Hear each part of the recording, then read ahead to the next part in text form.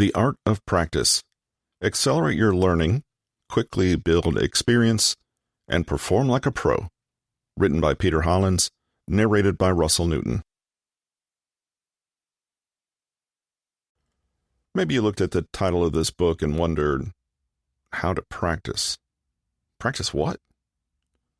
Therein lies the whole problem. When it comes to learning anything new, whether that's an instrument, a sport, a new academic subject, a language, or some new technical skill, many of us start with what seems like an obvious first step, the material itself. We dive in, follow any pre-made curriculums set before us, and hope that whatever talent and intelligence we have is enough to see us through. In other words, we have absolutely zero strategy. In one word, this book is about just that, strategy. It's about learning and making sure that when it comes to growth and development, we're not leaving things to chance, but consciously, deliberately creating an experience that will carry us from where we are to where we want to be. If you picked up this book, chances are there is something you are currently trying to learn.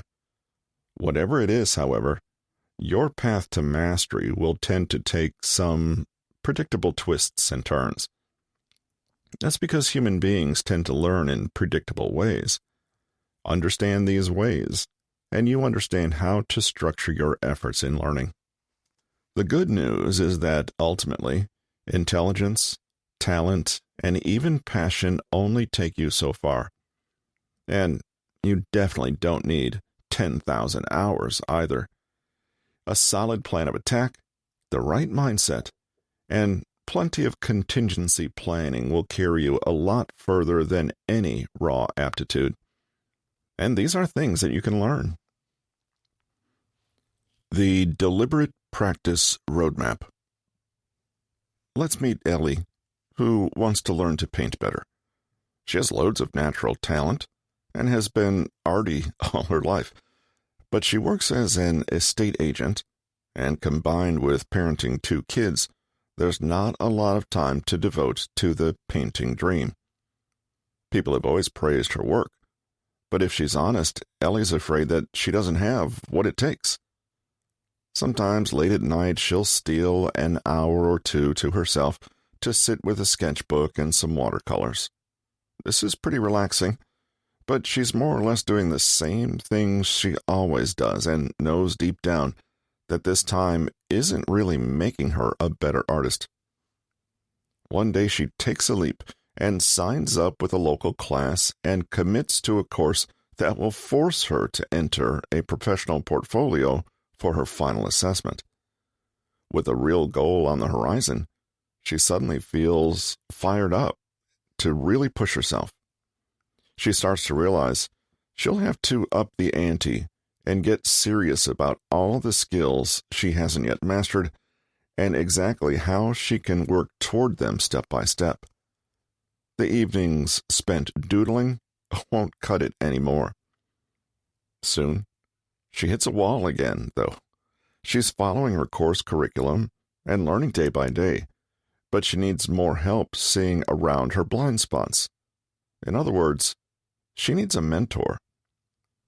Another painter who is doing the kind of work she wants to do. Someone who can work with her and give her guidance, support, and professional feedback she can really work with. Ellie finds a painting coach, and within a year is astonished at how far she's come. Not only has she completed her course and submitted a portfolio, but her technique and range have gone further than she ever imagined, and she is soon in the process of organizing her first exhibit at a local gallery. Looking back, she sees that the problem wasn't a lack of talent or passion for the craft.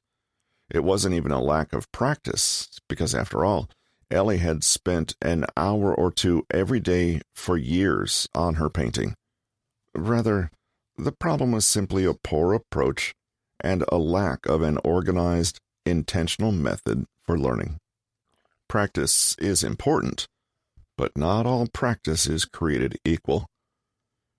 There are 3 different types of practice: naive practice, purposeful practice, and deliberate practice, each representing varying levels of effectiveness in skill improvement. 1. Naive practice. This is the most common type of practice, where individuals go through the motions but without specific goals or challenges. They perform tasks in the same way repeatedly without pushing themselves to improve. This was Ellie in the evenings after the kids had gone to bed and she had some time to doodle and paint. This kind of practice does not typically lead to significant progress beyond a certain acceptable level of performance. In Ellie's case, her innate talent had taken her to a particular level, and her daily practice was more or less maintaining her there. 2. Purposeful practice. Purposeful practice is an improvement over naive practice. It involves setting specific and measurable goals, focusing intently on the task at hand, seeking feedback, and pushing oneself beyond one's comfort zone. This was Ellie realizing she needed to give herself a push and sign up for a challenge, the art course. Purposeful practice allows for small, incremental improvements that lead to more significant advancements over time. For hobbyists, this level may be sufficient, but you certainly don't have to stop here. 3. Deliberate practice. Deliberate practice is the most effective form of practice, and it's primarily applied in well-established and competitive fields. It involves purposeful practice, but adds 2 essential elements: a well-defined and rigorous field with clear distinctions between experts and novices, and a skilled coach who can provide tailored practice strategies and feedback. Deliberate practice is informed and guided by the accomplishments of expert performers and has a clear roadmap for improvement. For Ellie, this meant getting a painting coach to work directly with her in a way she could never achieve on her own. Deliberate practice is a highly effective method for rapid skill improvement. It entails intense and structured practice focusing on essential aspects of the skill being mastered. The goal is to extend one's capabilities and push beyond current limits. You'll see this kind of endeavor whenever you see professional athletes, musicians, performers, or creatives of all kinds aiming for the very highest levels of output. But deliberate practice is not just for celebrities and superstars. It can help you too. Deliberate practice is not really a what, but a how. It's like having a clear roadmap for your own development. Learning of this intensity happens outside your comfort zone, because that's the point. Expanding yourself beyond your current abilities takes a willingness to constantly stretch and challenge yourself to something bigger than your current reality. It involves clear and specific goals aimed at improving particular aspects of performance. Complete focus and conscious actions are required, not just passive adherence to instructions, and certainly not just waiting for inspiration or doing what feels easy or comfortable. Feedback is essential, with learners progressively learning to self-assess and adjust their efforts. Deliberate practice often involves refining previously acquired skills by honing specific aspects of those skills. Ultimately, it leads to transformation and significant personal growth through deep engagement in the training process. Well, first things first, perhaps this roadmap metaphor needs a little further explanation. The road to mastery is not straight. It's more like one of those roads you find leading into airport parking lots. It spirals up and up, covering the same ground over and over again, but each time at a higher level. An important part of this process is your teacher, or something or someone who acts like a teacher, who can initiate you properly into that virtuous cycle. This is what that looks like. 1. Find a teacher or substitute teacher. To engage in deliberate practice effectively, having a teacher or coach is essential. The right person can provide guidance, help you set specific goals, and offer useful feedback you can act on. If a direct coach is unavailable, that's no problem. Instead, find an expert in your field to study and emulate. Use them to help you set small, concrete goals and establish your own feedback mechanism. Let's say you want to study piano. Seek guidance from a piano teacher who can assess your current level, provide tailored instruction, and set specific goals for improvement. If access to a teacher is limited, consider learning from online resources or studying the performances of skilled pianists to emulate their techniques. You can guess that a big part of getting this step right is making sure that the people you identify truly are masters, not just in their work, but with the teaching process itself. An experienced piano teacher, for example, may be a better bet than a distinguished concert pianist who doesn't know the first thing about teaching. 2. Assess your limits. Using the help of your teacher, identify the boundaries of your current skill level by recognizing your weaknesses or areas for improvement. If you can, do this without judgment or negativity. Just get really neutral and factual about it. We'll cover mindset in the next chapter. For example, evaluate your piano playing to identify areas that need improvement, such as finger dexterity, rhythm, sight reading, or playing complex musical pieces. Ask your teacher to assess you and identify areas you most need to focus on right now. They may see something you don't. For example, the fact that a big obstacle is not your technique, but your confidence with performing. 3. Set a reaching SMART goal. Inspired by these identified limits, choose a specific skill to develop and set a goal just beyond your current capabilities, so you challenge yourself without feeling overwhelmed. For example, choose a specific aspect of piano playing that you want to enhance, like improving finger coordination or working on breathing so you're less nervous during a performance. Set a SMART goal: specific, measurable, achievable, realistic, and time-limited. But choose something that stretches your abilities while remaining achievable within a reasonable time frame. In other words, don't aim too small. 4. Practice with focus. Armed with insight, your practice can actually mean something. Engage in focused practice, giving your complete attention to the task you've identified.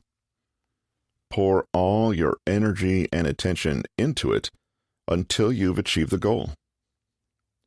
In our piano example, this might mean daily practice sessions where you focus intently on proper hand positioning, dynamics, and accuracy while playing. Or perhaps you gradually expose yourself to playing in front of others until you feel comfortable and confident doing so. Whatever it is, your practice is focused. You apply yourself to whatever brings you closer to your goal, and only on that. 5. Get feedback. Use a feedback mechanism, ideally from a skilled teacher or coach, to assess your performance relative to your goals and to identify areas for improvement. For example, you seek feedback from your piano teacher, or, hey, if they're like the piano teachers I know, they'll let you know. You could alternatively use recordings to self-evaluate your progress and pinpoint areas that require further attention. And then, because we're on a spiral road that never really ends, we feed straight back into the next step, identifying limits and gaps in knowledge or mastery. How well did you do? Let's say you achieved 9 out of 10 goals. Have a little celebration, and then, you guessed it, get to work on making that final unachieved goal the sole focus of your practice from that point on. That is, unless you get frustrated or overwhelmed or depressed or bored and decide to drive off the spiral road and put yourself out of your misery. That may be an exaggeration, but you get the point. One of the biggest problems with learning is maintaining motivation. It's essential to push against the tendency to become complacent and lose the drive to progress. People often stop pushing themselves when they feel they're good enough. 9 out of 10, that's great, isn't it? And opt for relaxation over further improvement. To stay motivated, weakening reasons to quit and reinforcing reasons to continue is crucial. That's going to change with each loop on the road.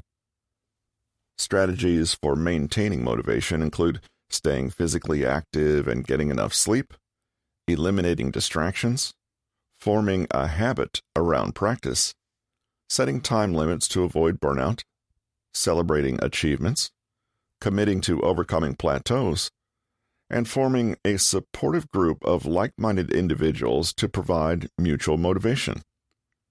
We'll explore these strategies and more in subsequent chapters. Slow practice. Slow practice is a fundamental technique used in learning and development, often in music. The main principle involves playing passages of music at a slower tempo than intended, and gradually increasing the speed with each repetition until the correct tempo is achieved. This method helps in several aspects of musicianship, such as fingering, technique, articulation, and understanding the melodic and harmonic structure of the music. The only snag is that most students tend to hate slow practice. It can get boring, and the tendency to want to rush and get to the end is strong. This usually comes down to focusing too much on the outcome, how awesome you're going to look shredding that violin, and not on the process of plodding slowly through a sequence again and again. The unavoidable fact is, however, that learning takes place in the process, not the outcome. To use slow practice effectively, discipline is essential. The process requires commitment and patience. By consistently practicing at a slower pace, the piece becomes ingrained in both the fingers and the mind, leading to better performance. American bassoonist William Short is someone who has embraced the slow practice as a valuable learning tool. He starts at a slow pace and gradually increases it in subsequent repetitions. While this is happening, he is focused mentally on precision and deep comprehension of the music. Every time he speeds up a tiny bit, he drills that sequence and cements it into his body and mind a little further. You don't have to be a musician to benefit from this method, though. Take a look.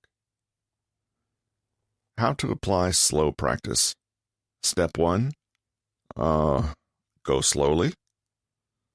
Whether it's a golf swing, your elevator pitch, a dance move, or an athletic maneuver, run through the task as a sequence, doing it very slowly to start. Your pace should allow you to remain relaxed and alert, and you should perform at the level you are able to maintain perfect form. You don't want to make even a teeny tiny mistake here. If you do, slow it down even further. The right speed is often way slower than you think. Repeat it a few times. Step 2. Try it full speed. Once you're comfortable doing it slowly, dial up the speed to the ordinary performance level. Do a natural golf swing, try that deadlift, or attempt a triple pirouette. Now, as a warning, this might go spectacularly well, and it might not. It doesn't matter. Your goal is not to deliver perfection, but just expose yourself to what the goal speed is. If it's a disaster, stop.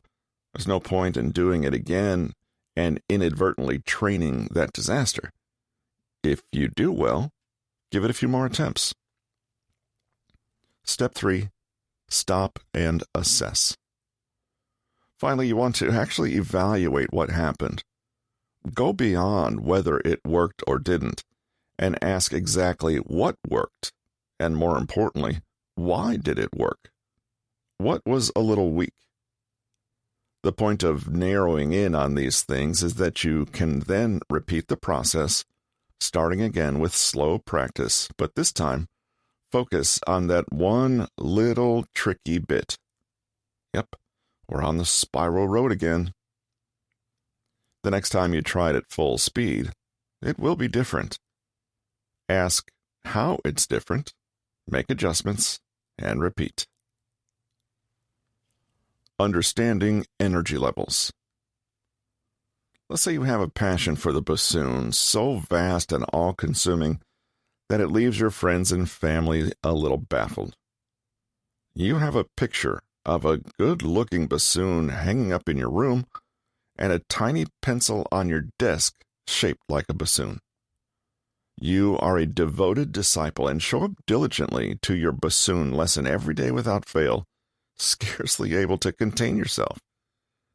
To start off the 2-hour lesson, you begin with a few scales, easy peasy, and some warm-up exercises.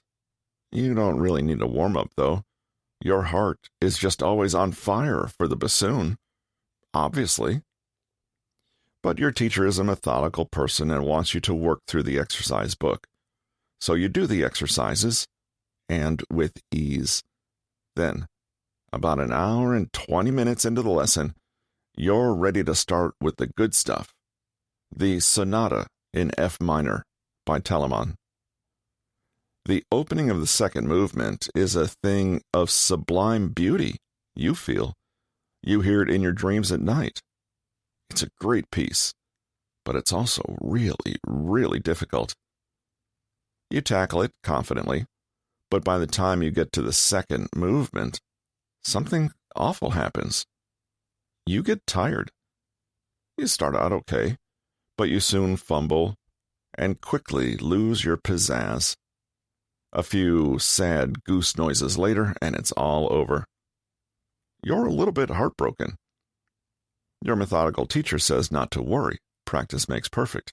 He'll see you again tomorrow, and then you'll give it another try. But the next day, when you sit down, he opens the exercise book once more and asks you to begin at the beginning with the same old scales and warm-up exercises. You can see what's happening. The person in our example has high motivation, suspiciously high motivation, to play the bassoon, and yet this doesn't help them avoid the natural fatigue that comes with practice and learning. Energy isn't infinite. In fact, our energy levels rise and fall in a predictable pattern, and if we wish to make the best use of that limited energy, we need to be strategic. There's that word again, and plan our activities accordingly. In practice sessions, there are 3 types of energy to consider, and it's important to learn how to invest in each of them properly. Your energy tends to be high at the start of a practice session and steadily fall. Your current maximum skill level tends to stay constant. Usually, traditional lessons and practice sessions start slow and build up, so that your maximum skill level is reached only after quite some time has passed, i.e., after you're already tired. People who excel at high-quality practice tend to practice new and difficult skills either at the beginning or middle of their session instead, avoiding the end where they might have lower energy. In other words, they reverse the conventional order and start with the most challenging thing first. The above diagram basically shows us that there are two energy modes: high-value energy, which is focused and active, and low-value energy, which is passive and less productive. High-value energy is available at the beginning and stays until approximately the middle of the practice session. From that point on, low-value energy takes over, and it lacks the necessary focus and productivity for effective progress. The current maximum skill level refers to the highest level of difficulty that a person can achieve in performing a skill at the present moment. It is unique to each individual and represents the edge of their abilities, where they're pushing themselves to their limit, but are still capable of handling the challenge. The new level skill is given priority and takes up a significant portion of practice time, either during the high value or good value phase. The high value phase serves as an intense warm-up to prepare for practicing the new skill effectively. Naturals rarely use the low value phase, and they may stop practicing once they reach this level. However, this doesn't mean they neglect their routines entirely. It's still a great opportunity to practice things like scales. Naturals prioritize progress and constantly push their limits with harder skills, but they eventually do come back to perfect their routines. Their approach makes it easier to transition from challenging skills to routines as energy levels sync well. Of course, it's important not to overdo it or attempt skills far beyond current capabilities. That will just overwhelm and demoralize you. A general guideline is to work at first on skills that are about 5 to 10% above the current maximum skill level. It's that magic place, just a few steps outside your comfort zone. If you're doing slow practice as described in the previous section, you might choose to lead every practice session with the single task that you are choosing to focus on. This may be a little confusing because slow practice rests on the idea of building up to the big thing, while the approach described above encourages you to dive in and do the big thing first. So, which is the right way? Look closely and you'll see that both ways are. So, you might identify the second movement of the sonata as your most important skill to master. This is your big thing. You make sure you work on this first, when your energy levels are highest. However, the first 10 minutes of your lesson may be slow practice again, slowly drilling through that second movement again and again, then doing it at normal speed, etc. It's essentially the opposite of waiting till late in the lesson to run at full speed through the most difficult task. Here are some more tips to better manage your natural energy levels. Reverse the practice order. Instead of starting with routine-based skills and gradually increasing difficulty, try reversing the order. Begin with the most challenging skill or technique, using your peak energy and focus at the start of the session. Progress to easier skills as your energy decreases. This way, you can dedicate your high-value energy to pushing your current maximum skill level, leading to more effective progress. One way to structure this is to use the tail end of a practice session for consolidating what's already been learned earlier on. So once you've already worked on your most challenging skill or technique, you can gradually move it to the later end of the session as you make room for new skills and techniques. Another great thing about this approach is that you'll be feeling more capable after tackling a challenge and can carry some of that confidence forward. If you've already felt that you can do the big thing, The smaller things that follow will seem even easier and more enjoyable. Do it the other way around, though, and you may just make yourself bored with the easy stuff and intimidated by the hard stuff. Let's say you're practicing the violin. That bassoon obsession was a little unhealthy.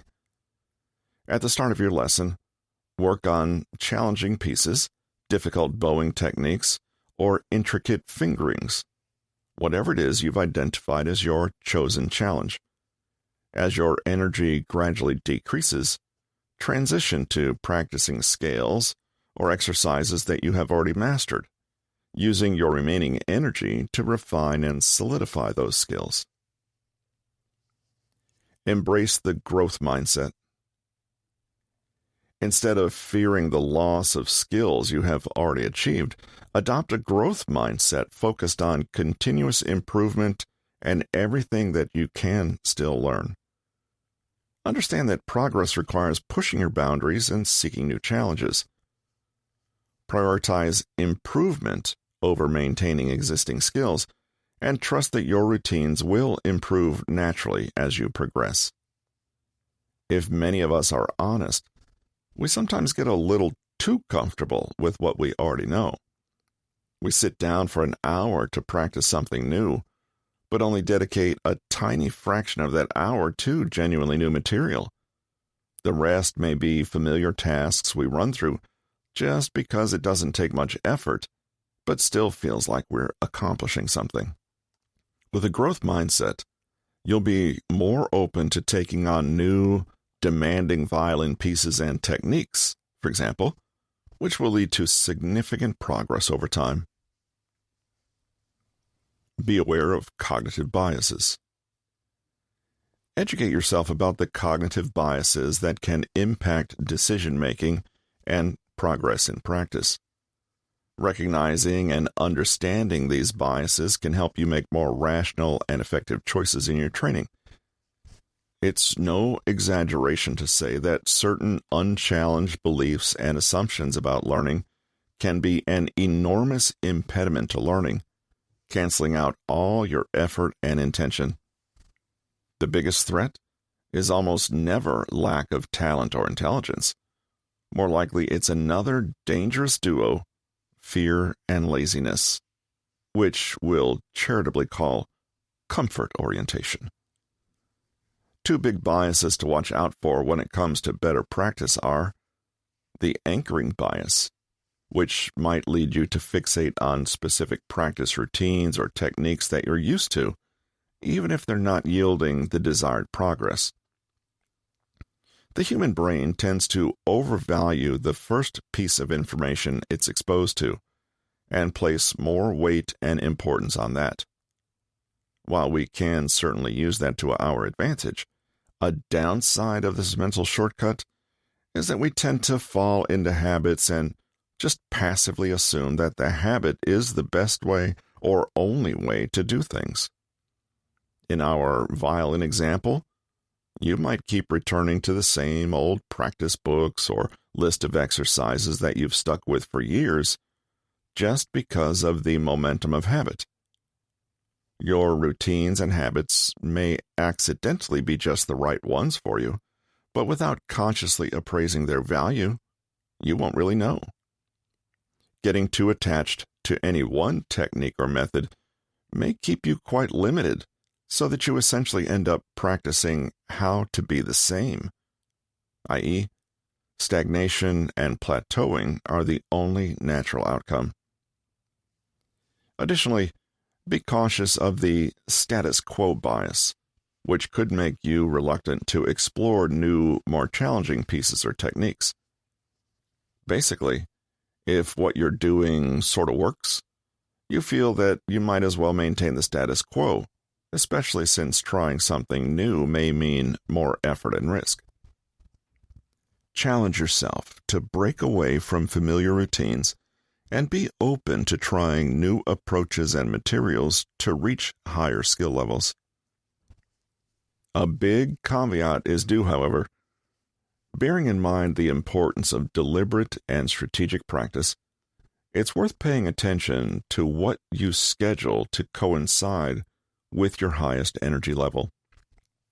You won't get very far if you don't already have a clear idea of your long and medium-term goals, nor will you succeed if you're not really clear on what your strengths and weaknesses are.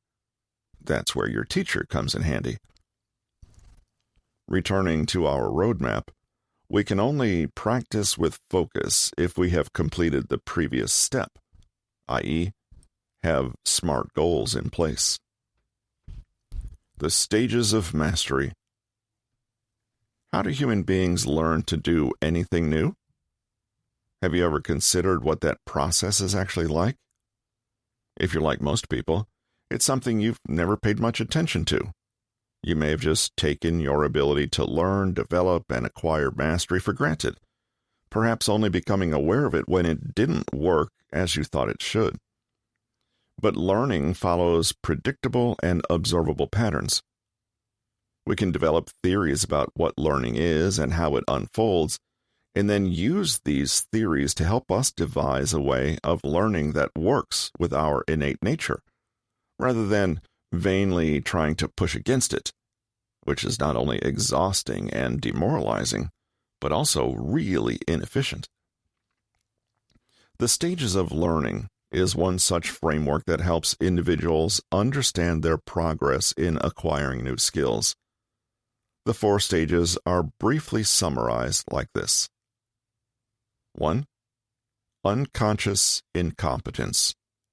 You don't know how, and you don't know that you don't know. 2. Conscious incompetence. You don't know how, but you know that you don't know.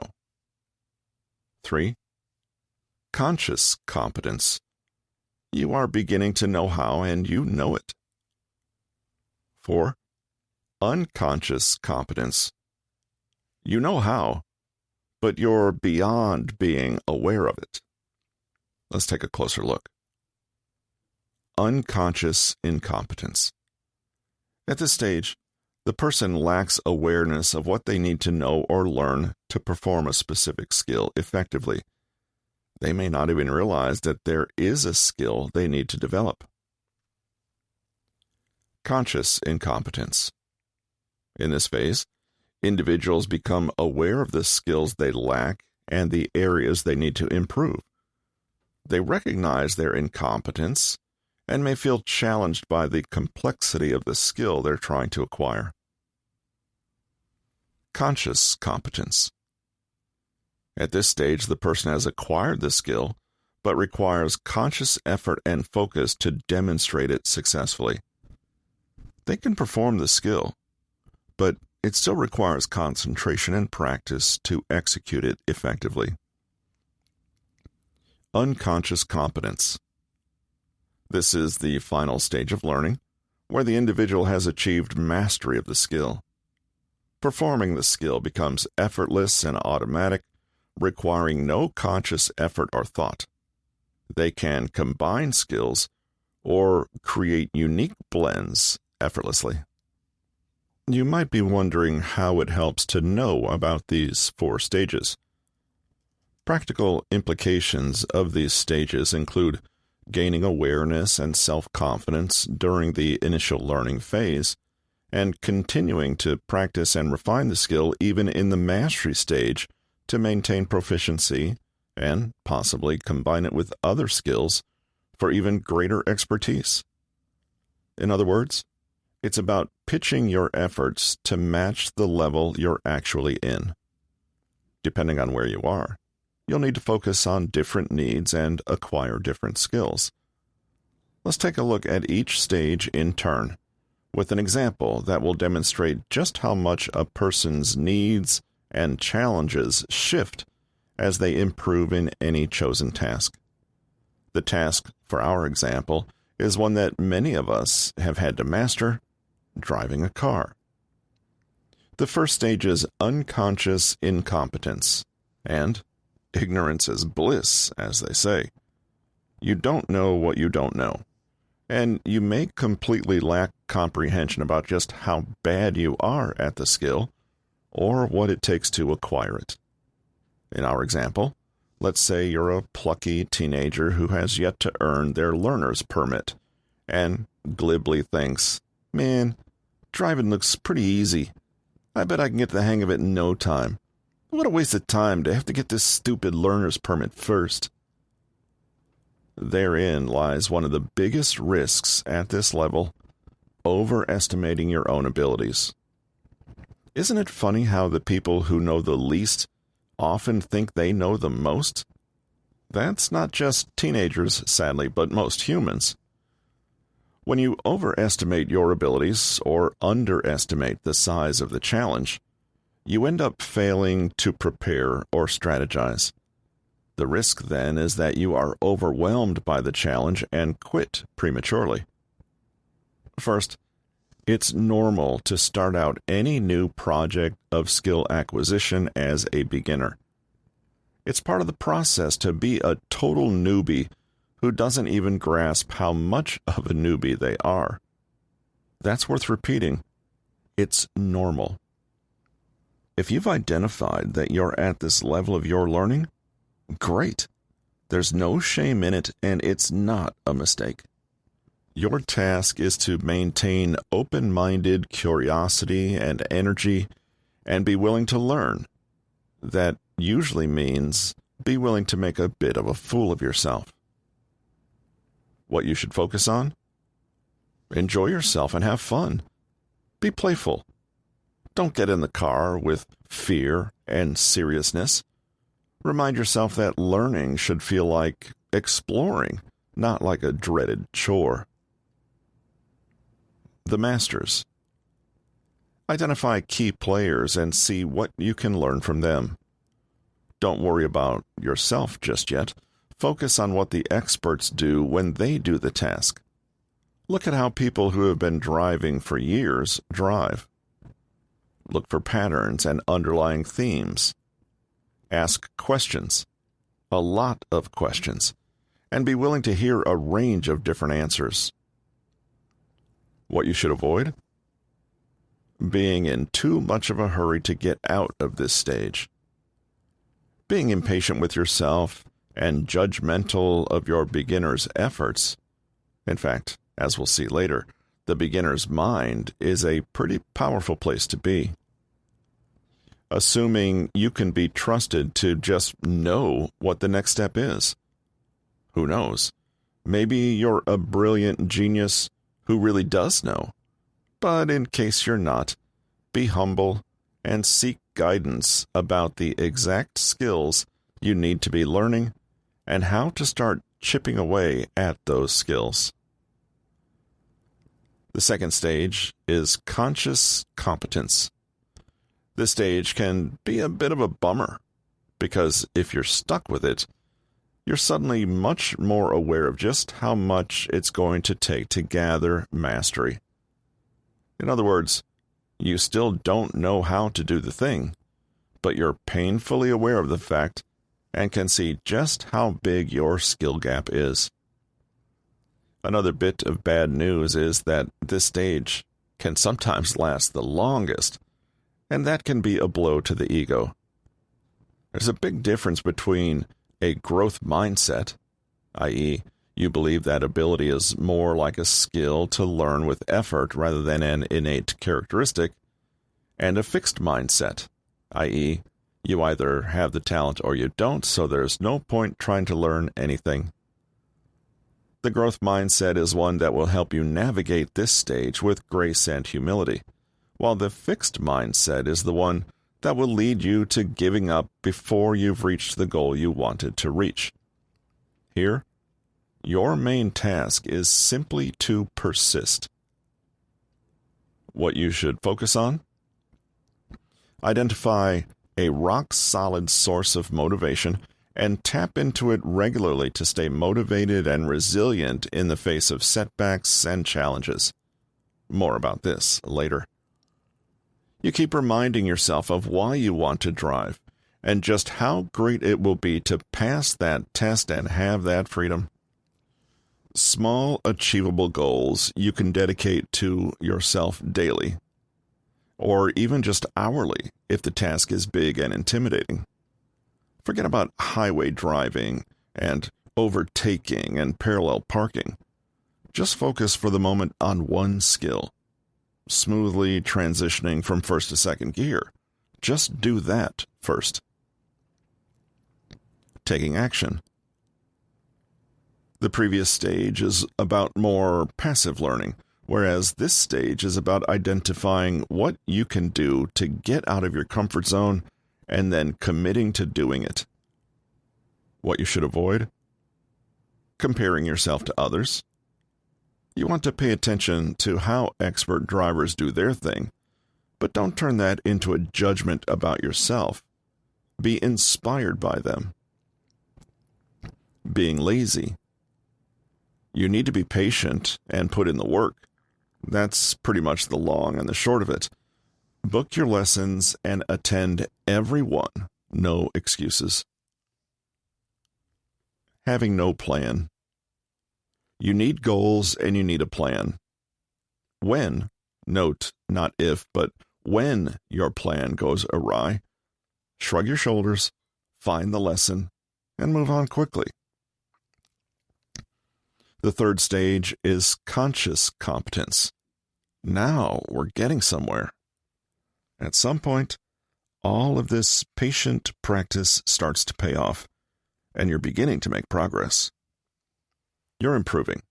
It feels amazing to focus on a weakness, work hard at it, and notice that you're gaining ground. Go you. The truth is, though, that at first, you might dip in and out at this stage, occasionally falling back into the previous level as you work at retaining your newly acquired skill.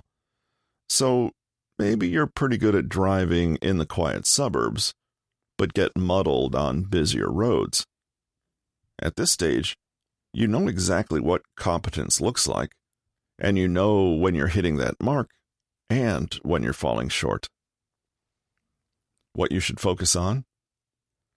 Continually refine your skill. Keep going. Remember each stage of the deliberate practice roadmap.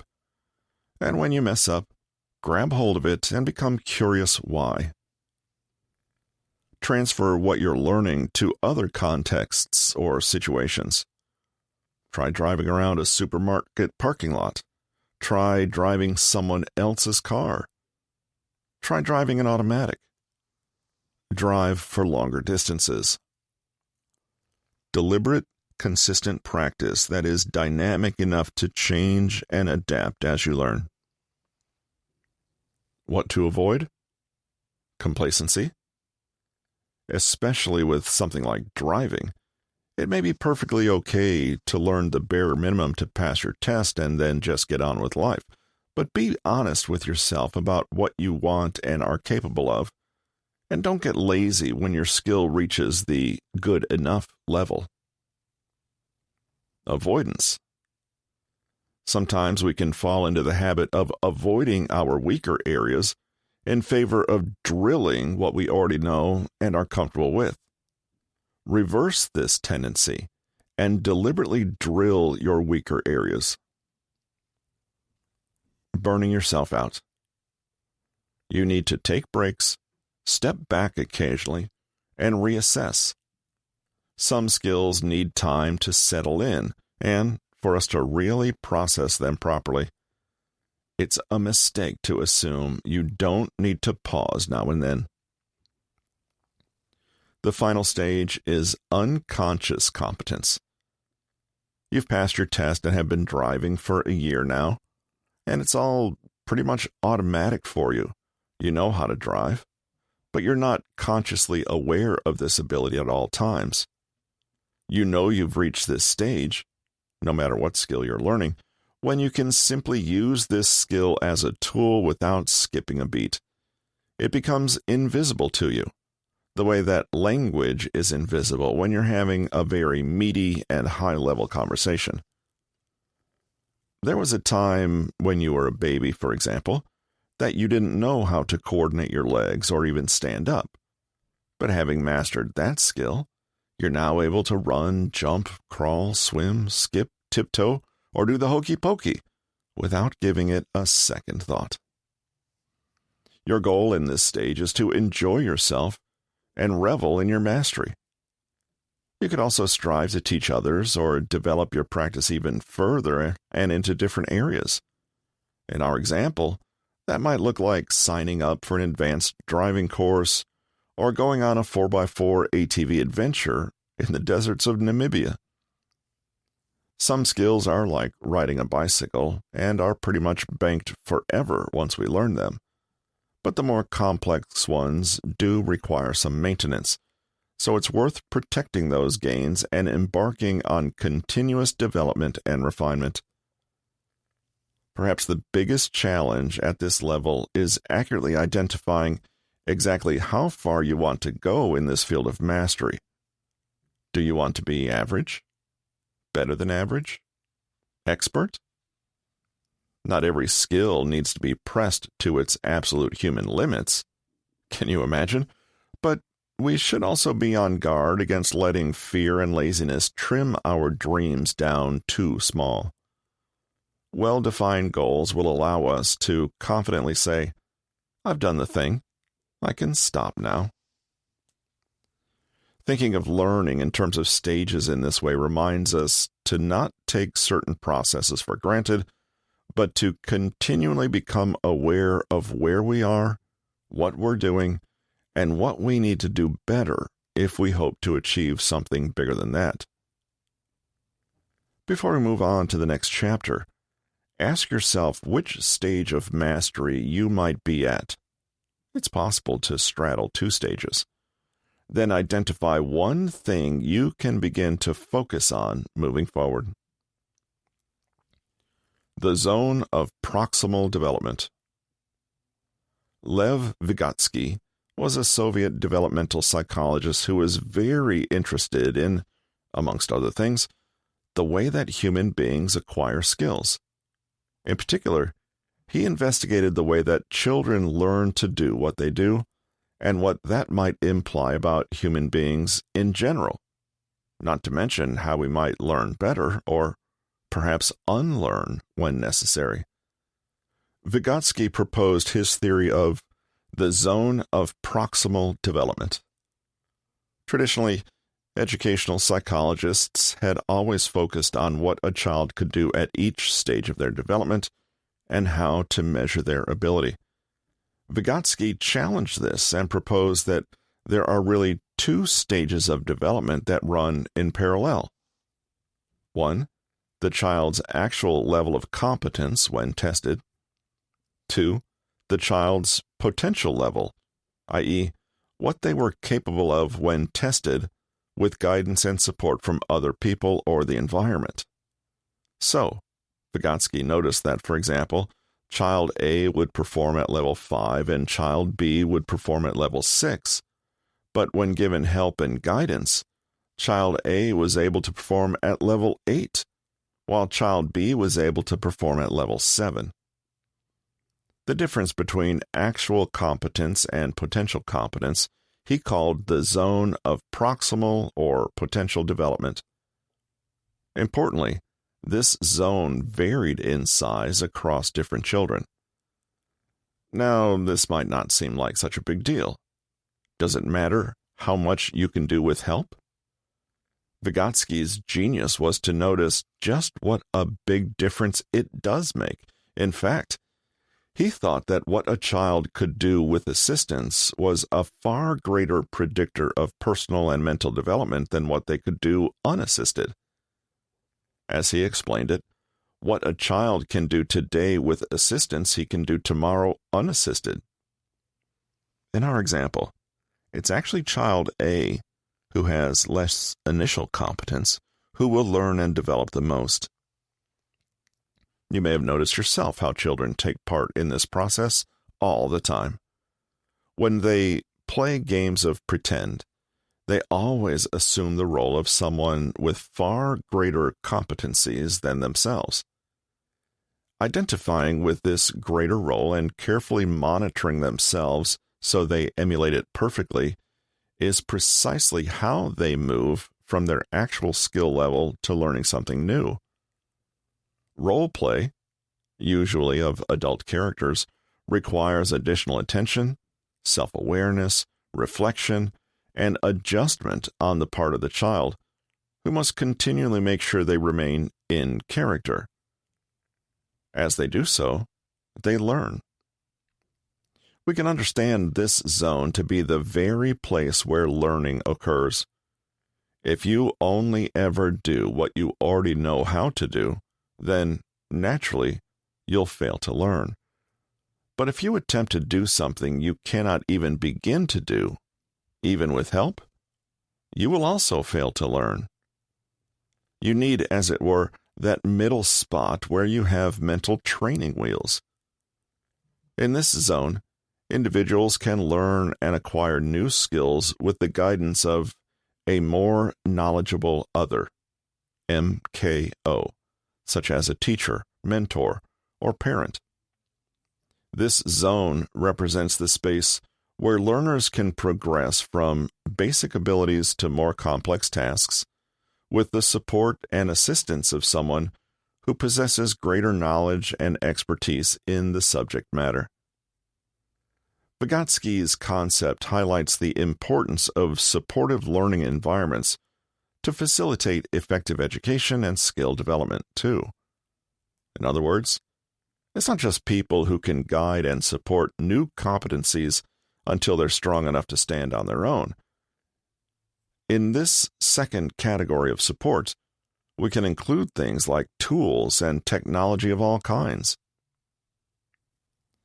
Learning to speak is an example of the ZPD, where children are immersed in an environment with skilled adults who provide constant feedback and various aids or scaffolds to enhance their verbal communication. Revisiting our stages of mastery from the previous section, we can see how increasing competence also arises in a social context. 1. Unconscious incompetence. You don't know how to tie your shoelaces. Frankly, you don't even understand what shoelaces are for and don't care. 2. Conscious competence. Everyone at kindergarten is learning to tie shoelaces, and you're suddenly aware that you don't, and it's quite hard. Conscious competence. Your mom holds your hands in hers as she slowly shows you the movements you need to do. Gradually, you mimic her and get better and better at making the knot, till she can take her hands off yours and you can tie the bow yourself. You think that's pretty good. 4. Unconscious competence. You're now middle-aged and tie your shoes literally without thinking about it. In the above example, your mom's hands on yours are a manifestation of the zone of proximal development. Following her lead, you slowly learn to do it. Had nobody bothered to teach you this skill, chances are you would have taken a lot longer to figure it out for yourself. It was against the scaffolding of your mother's skillful help that you tied your own fledgling efforts to at first. Your learning was not so much about your intelligence or creativity, but your ability to work with someone who knew how to do what you were still unable to. Scaffolds can be physical or mental aids, such as using props in yoga or mnemonic devices to remember music staff lines. Fading is then the gradual process of removing these scaffolds, i.e., taking the training wheels off, as individuals become proficient in the skill on their own. The ZPD is a powerful framework for understanding how we learn best from others and accelerate our progress in various domains. In a way, it may seem obvious, but in other ways, it directly challenges many assumptions about how learning works. There's never a clear, sharp line between what we can and can't do.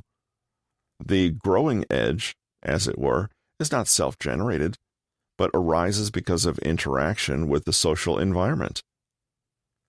Genius and raw talent are great things, But the ability to really work well within your ZPD is the true essence of learning. Here's how to apply the zone of proximal development theory to your practice. Assess your current position and learning style.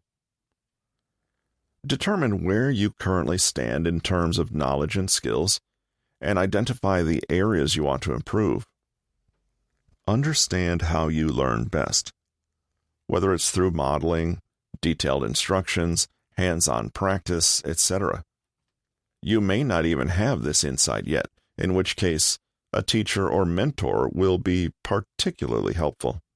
For instance, if you're trying to be a better cook, start by evaluating your current cooking abilities. Identify the types of dishes you can already cook confidently, and those that might be a step up from your current level. Next, consider how you prefer to learn cooking skills, whether you learn best by following written recipes, watching video tutorials, or having someone demonstrate the cooking process for you. Seek out a more knowledgeable other, MKO. Look for someone who possesses expertise in the skills you want to develop. This could be a teacher, a tutor, a peer, an expert, or even online tutorials. Communicate your preferred learning style to the MKO and seek their guidance and support in acquiring new skills. For instance, engage with your chosen MKO or resource to learn new cooking skills and recipes. Pay attention to their instructions, techniques, and tips. Use their skill to bootstrap your own. As you try out new recipes, follow along with the guidance provided. It's essential to have a learning-oriented mindset, embrace mistakes as part of the learning process, and be open to feedback and improvement. If instead your mindset is fixed, I'll only ever know what I know now, and you find errors and corrections humiliating, you'll be passing up on the precious chance to learn more quickly and more effectively. Test and apply the new skill independently. After working with the MKO, practice the new skill on your own. Assess whether you have internalized the instructions and feedback received during the learning process. If you feel confident and capable of applying the skills independently, you have successfully progressed within your zone of proximal development. Continue this process of learning, seeking new MKOs, and advancing your skills. After cooking the new meals with the guidance of the MKO or resource, evaluate your results and assess your learning. Ask yourself if you have successfully internalized the techniques and instructions. Are you now able to cook the dish independently?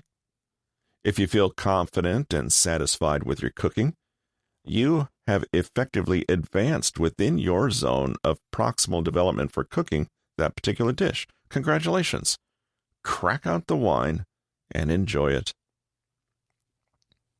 The Yerkes-Dodson Law. A closely related principle is called the Yerkes-Dodson Law. Even if you're not familiar with this term, however, you've probably experienced it firsthand in your own life. An example will illustrate the idea neatly. Tyler has just landed his first job out of college and is thrilled. He's pretty nervous, but the pressure seems to fire him up, and he's full of energy for the first few months, loving the new challenge and feeling inspired to push out of his comfort zone a little. Life is good. He's learning new things constantly, rising to challenges, and earning a name for himself. After a year, he's promoted. He can't believe his luck. Everyone around him admires how much he is thriving. That beautiful state of mind called flow, he's in it all day, every day. In a year's time, he gets promoted again, this time to a formidable role known for making high demands on people.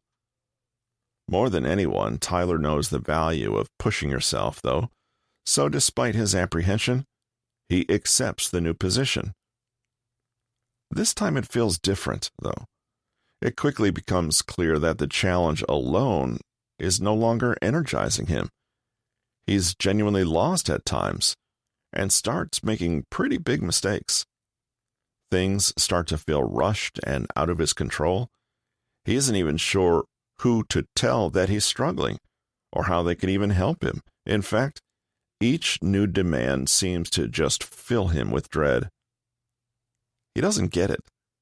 He loves this field, he loves his work, and he used to be inspired by challenge.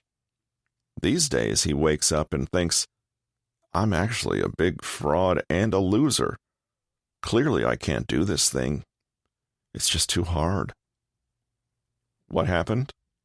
Well, according to psychologists Robert Yerkes and John Dodson, Tyler's simply experiencing a particularly skewed ratio of arousal.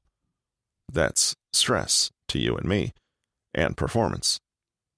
The theory, first put forward in 1908, is based on experiments with rats motivated by electric shocks to escape a maze. The inverted U curve graphically represents the relationship between their arousal state and their performance, showing that performance actually improves with moderate pressure, reaches a peak, and then declines if pressure becomes too high or too low. This is what happened to poor Tyler. He was a rat who found the sweet spot, but then went beyond it and experienced a drop in performance. According to the theory, peak performance occurs when the level of pressure matches the task's demands. We tend to imagine that the world would be great with zero stress, but this is not quite true. Some stress is useful, since it motivates and inspires us. Otherwise, there'd be no such thing as fun competition, right? When pressure is too low, people lack motivation and may approach their work in a lazy manner. Basically, they get bored. This is the area to the far left of the graph, where pressure is low, and so is performance. In contrast, when pressure is too high, it overwhelms people rather than inspires them. Their performance drops off as they feel anxious, rushed, intimidated, confused, or that awful sense of dread that Tyler felt. It's easy to see why. Faced with a task that is so difficult you know you couldn't possibly crack it, what else would you feel but a sense of defeat? The middle of the curve represents the optimal state where individuals are both motivated by pressure and yet not overloaded, enabling them to experience flow, a highly productive and enjoyable state of work. Achieving this balance is key to achieving one's personal best. There are two big insights from this observation. One, stress is helpful, provided it's at the right level. Two, while struggling at a task is often a result of the demand being too great and arousal being too high, you can just as well experience poor performance because you're not stressed enough. You've probably spotted the overlap between this diagram and the zone of proximal development.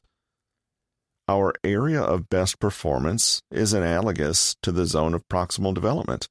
We fare better when challenges are just beyond our capabilities, but not massively so. A big mistake Tyler could make now, however, is to decide he's burnt out and overstressed and completely turn down the demand on himself. He would then overshoot and find himself in the boredom zone and again underperforming. We see again that optimal learning, growth, and development are never a one-size-fits-all solution, and our best approach is likely to change over time, just as we change and our needs and blind spots change too. Sometimes the best tactic will be to increase the challenge. Sometimes the best tactic will be to do the exact opposite. You may start out doing things a certain way, and it may genuinely work, but that doesn't mean you should stick to that strategy forever. The Yerkes-Dodson Law goes on to identify 4 key influencers of this overall relationship between arousal or stress and performance. 1. Skill level.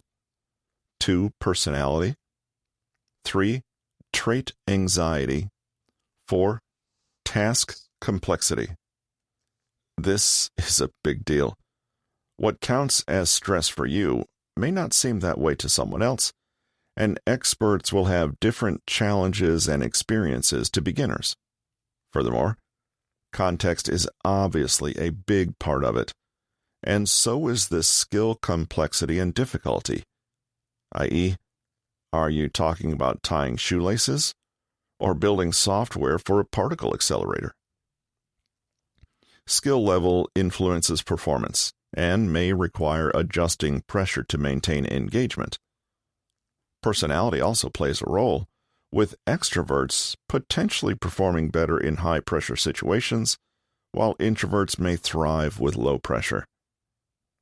Trait anxiety, or a person's self-talk, can impact performance, with confident individuals better able to handle pressure.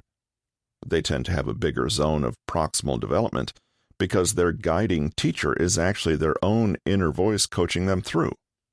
Something to think about.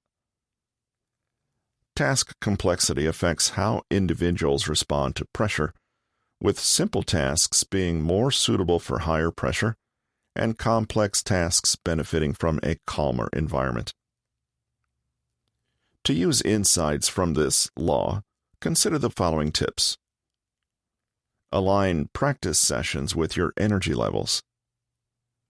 Pay attention to your energy patterns and identify when you feel most alert and focused. Schedule your practice sessions during these peak energy times. This will enable you to make the most of your cognitive abilities and enhance your learning experience. Reserve periods of low energy for lighter tasks or breaks, allowing you to recharge. And don't forget also to schedule the most challenging task at the beginning of your peak energy zone. Find the optimal challenge level. Understand that practicing a new skill requires finding the right balance between difficulty and your current abilities. For simpler aspects of the skill or tasks you've already mastered, challenge yourself by increasing the complexity or speed. On the other hand, for more intricate or challenging aspects, slow down and break them down into smaller, manageable steps. Adjusting the challenge level to match your current proficiency will help you stay engaged and make steady progress. Manage stress and avoid extremes. Recognize that too much stress or pressure can hinder your learning process, while too little can lead to complacency or lack of motivation. Maintain a healthy level of challenge that stretches your abilities without overwhelming you. Be aware of signs of stress or burnout and take regular breaks to relax and recharge. Utilize stress management techniques such as mindfulness exercises or positive self-talk to keep stress levels in check and maintain a positive mindset during your skill practice. Finally, one of the worst things you can do when working with both your aspirations and your limitations is to incorrectly ascribe difficulty to your innate core self. What this might mean is that you push yourself beyond your zone of competence, fail, and then immediately self-criticize and conclude that you're stupid and can't do it. Instead, get neutral and get curious. If you slow down or ease up on the complexity, does the task become easier? At what point are things manageable? And when do they tip over into being unmanageable? By the same token, don't find yourself experiencing boredom and immediately conclude that the task is worthless or uninteresting. Dial up the challenge a notch first and observe your reaction. Summary. To learn effectively, you need more than talent. You need a solid plan of attack, the right mindset, and plenty of contingency planning, i.e., you need to learn how to learn. Not all practice is created equal. There are 3 types: naive, purposeful, and deliberate practice, the latter being most effective. This is where we act deliberately in a well-defined field with clear distinctions between experts and novices, with a skilled coach providing tailored practice strategies and feedback. The deliberate practice roadmap is a reiterative spiral. It begins with finding a teacher, then entails assessing your limits, setting SMART goals, focus practice, and feedback, and then it repeats. Slow practice is practicing a sequence at a slower tempo first and gradually increasing the speed to reach the desired performance level. Energy isn't infinite. We need to be strategic to make the best use of it. Energy tends to be higher at the start of a session, so practice the more challenging tasks first. Aim for skills that are about 5 to 10% above the current maximum skill level. Be willing to push outside your comfort zone.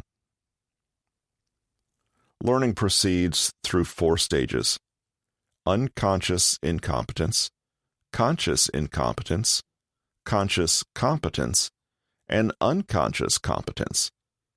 Pitch your efforts according to the needs and skills of the level you're at. The difference between actual competence and potential competence is called the zone of proximal development, where you can achieve with the help of a more knowledgeable other. Working within this sweet spot can help you optimize your practice. The Yerkes-Dodson Law shows that performance improves with moderate pressure, reaches a peak, but declines if pressure becomes too high or too low. Try to find the optimal stress and challenge level, which may. This has been The Art of Practice. Accelerate your learning, quickly build experience, and perform like a pro. Written by Peter Hollins, narrated by Russell Newton. Copyright 2023 by Peter Hollins. Production copyright by Peter Hollins.